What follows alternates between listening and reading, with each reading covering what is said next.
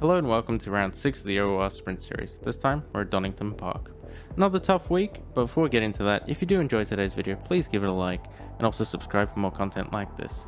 It would really mean a lot to me if we could reach 400 subscribers before the end of the year. We're almost there, so let's see if we can do it.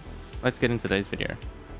So, heading into Quali, I had a bit of a moment with a Nissan GTR. I don't know exactly what was going through his head, but we were pretty much starting a flying lap, and we'd been out for a couple minutes, and he decides to park it up on the entrance to turn 1. We really go wide here, ended up putting me off completely, and this lap was bust. I have really no idea what the hell was going on here, but I eventually got to put together a 127.6, so let that play. And if you've got any feedback to help me improve, I do know I've run a little bit deep in the second last corner, but other than that, I'm not exactly sure where I'm losing all the time, so any feedback would be really appreciated. I'll see you at the end.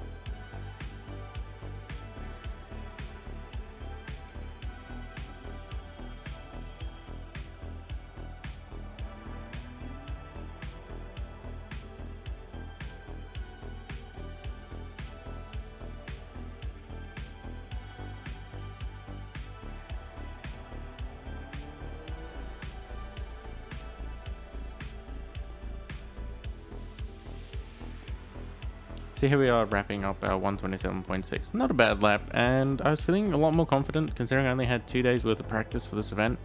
After putting a quality run like that, I was ready to go. And we're going to have a pretty good start compared to the guy on our right here. We're going to get a run on him, and I'm going to move over to the right as quickly as possible. And I'm trying to stay tucked in here to the right and just see if I can make up a few positions on the exit. And we actually get past the Lamborghini there, which is a good sign, and we're really excited about this. I didn't think I'd stop making up a few positions this quickly, but I was ready just because I was being very cautious. But unfortunately, it all comes to an end right here. The Aston Martin has a moment with the GTR that causes a collision, and then the Lamborghini is going to come back and punt me a second time, which actually causes a bigger incident behind. As we watch this different shot here, there's the car spinning out, and just when it looks like things will be okay, the Lamborghini and myself end up colliding, and then that all happens behind it, pretty much off of that incident between me and the Lamborghini, which sucks. But yeah, so we've again got a smashed car, and not allowed to pit under the safety car as usual rules would have it, so I'm gonna have to wait. But I soon realize I have a bit of a problem. I can't pit early, then I'd have a 2-stopper, and that would put me out of the race 100%. I wouldn't have any chance, so I had to stay out a few more laps, full 10 minutes actually. I came in with about 50 minutes to go, because at that point I had burned enough fuel. I'd then need to fill up the tank completely and slap on a new set of tires, and then try to make a 1-stopper work. Pretty much within the next 3 laps after the safety car ended, I got 2 track warnings for exactly that, just cutting the chicane a little bit, but now I also had that to worry about. I only had 1 warning left, so I needed to take it very cautiously as we come in here on lap 7 of the race. So yeah, not very keen on this, but now I'm gonna have to stretch this out. I immediately put the TC and the ABS up by 1 just to help save the tires a little bit extra, but I knew that the closing stages were going to be very tough to keep this car on the track with decent pace, or even try to get decent pace out of it. But anyway, I was now ready to go.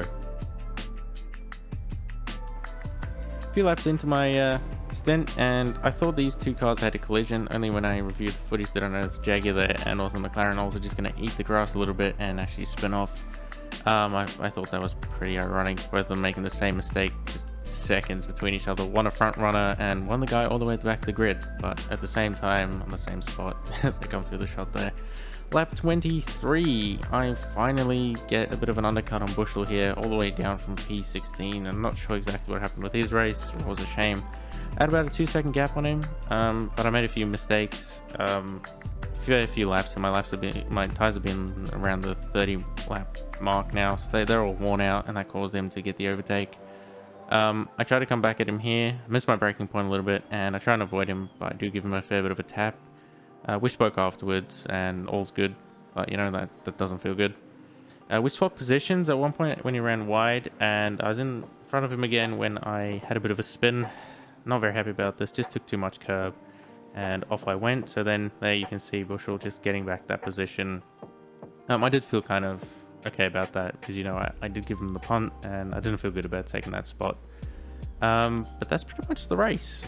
That's all the action I had. I ran a very, very lonely race. Very unfortunate about lap 1 turn 3 incident. It really gutted me. I thought I'd have a bit of a race on my hands today. I thought I could do very high 27s during the race at my best, maybe 27.9, 27.8 would be pushing it, but I thought I could get around there for maybe 1 or 2 laps, and fight a little bit further up. But getting back to 25th, I know a lot of people disconnected as well, out of frustration after the incident and a few laps after that, which is disappointing, because it seems to be a theme throughout the series, and it seems to be getting worse every race now. People are getting a little bit fed up with the stuff that's happening, and to be fair, there was a few stupid things there. I mean, the quali incident with me, and also how the incident actually came to be, but you know, that's it.